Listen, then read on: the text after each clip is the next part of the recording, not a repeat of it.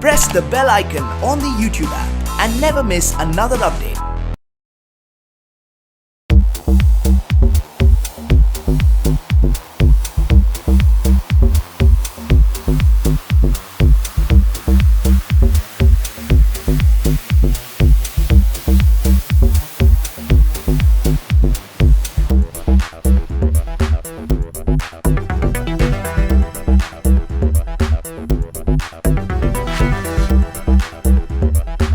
कुछ देर पहले मैंने बात करी काम की।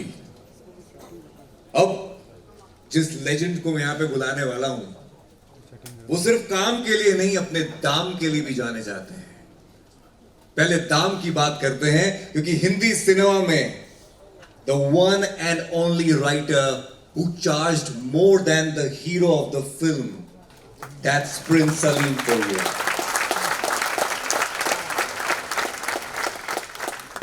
इनके पहले राइटर्स को अपना पैसा प्रोड्यूसर से मांगने के लिए बहाने देने पड़ते थे। बीवी बीमार है, अपना ही पैसा मांगने के लिए बताना पड़ता था कि बच्चा बीमार है, पैसे दे दो। झोला लटकाए हुए राइटर्स दर दर भटका करते थे।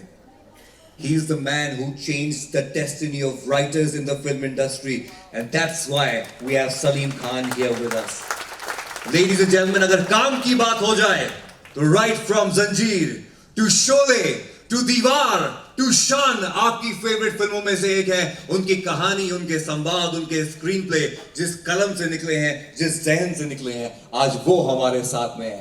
Always known as the Prince Salim, still looking dashing. Look at him. Give him a standing ovation, ladies and gentlemen.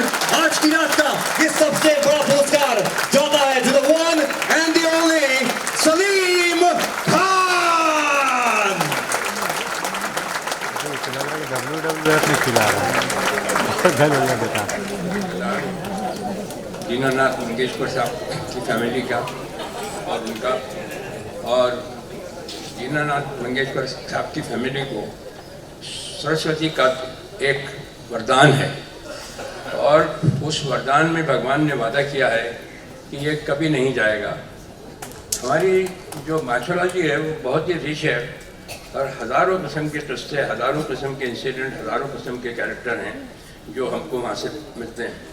एक छोटी सी मैं कहानी सुनाता हूँ आपको हमारी माइथोलॉजी की, कि लक्ष्मी भगवान के पास गई और कहा कि मुझे कुछ दीजिए, मैंने आपकी बहुत खिदमत की है। तो भगवान ने कहा कि तू जिसको चाहे जो दे सकती है, छीनने का अधिकार मेरे पास नहीं होगा। सरस्वती जी को पता लगा, भगवान सरस्वती को, माँ सरस्वती को पता लगा कि आज लक्ष्मी को कुछ भगवान ने दिया है।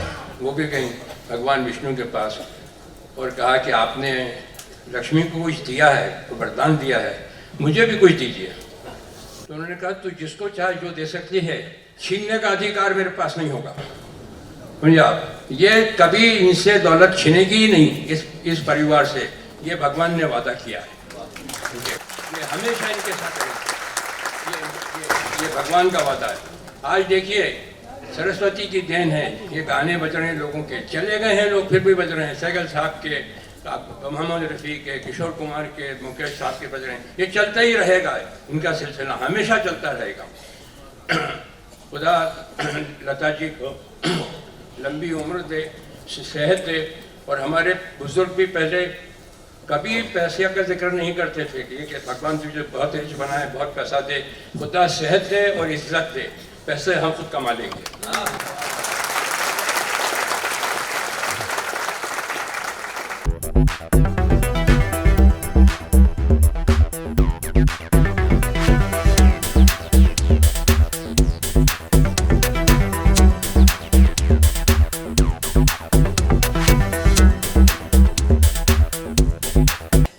मी सुचेताताईंना आपलं मनोगत व्यक्त करण्याची विनंती करतो।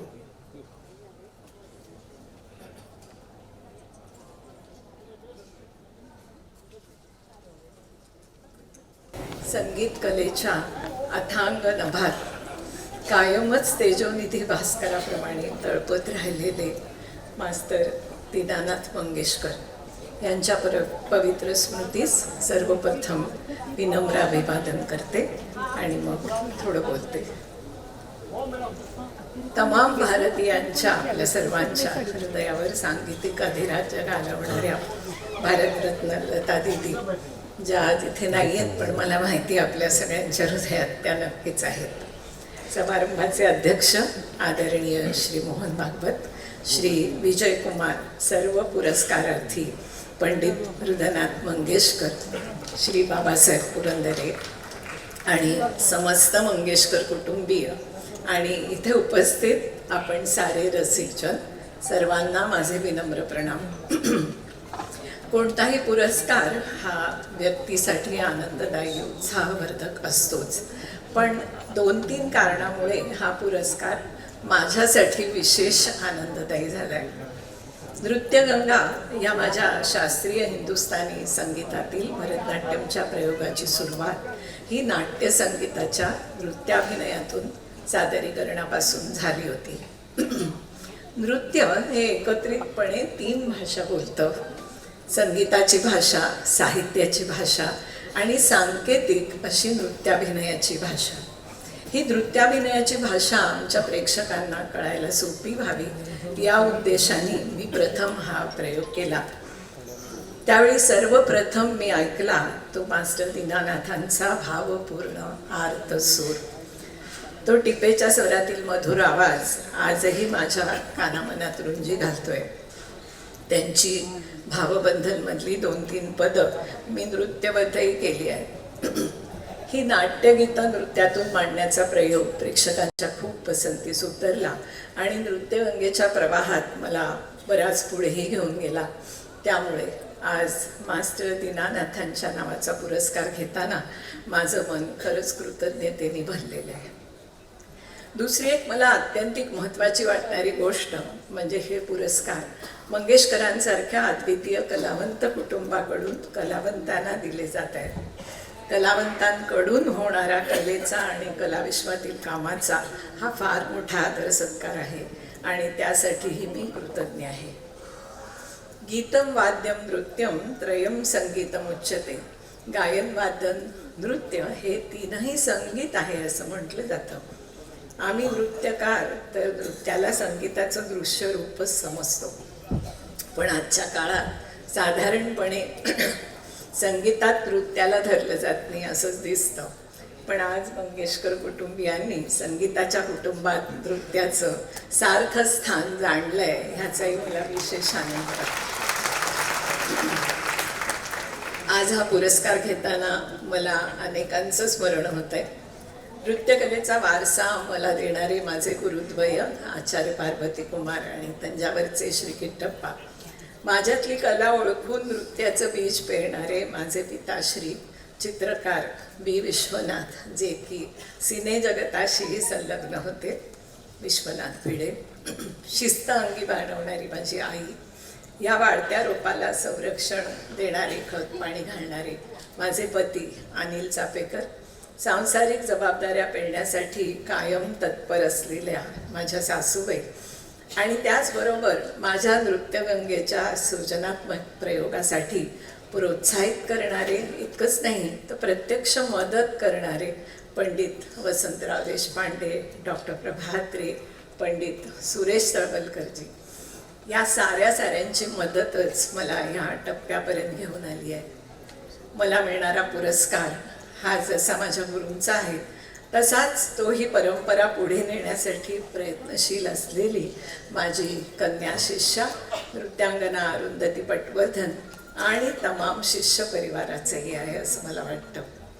आणि त्याबरोबरच आत्तापर्यंत आपणासारख्या रसिक सुजाण प्रेक्षकांचं प्रेम मिळत आहे त्याबद्दलही खूप खूप आभार. वयाच्या 12व्या वर्षी पित्याचं छत्र हरवल्यानंतर आपली 4 लहान भावंडं आणि माईंना घेऊन लता दीदींनी आपल्या कलेशी आणि कुटुंबाशी एकनिष्ठ राहून संगीत शिखरापर्यंत जो अखंड प्रवास केला आहे त्याला तर तोडच नाही. त्यांच्या पिताश्रींच्या नावाचा हा अमूल्य पुरस्कार स्वीकारताना मी ह्या अद्वितीय मंगेशकर कुटुंबाला पुनश्च सादर वंदन करते आणि त्याबरोबरच ह्या पुरस्काराची रक्कम आमच्या कलावर्धिनी संस्थेच्या अभिजात नृत्य प्रसाराच्या कामासाठीच वापरली जाईल अशी हमीही देते आणि हा किंचित लाभलेला शब्दप्रपंच पूर्ण करते. धन्यवाद.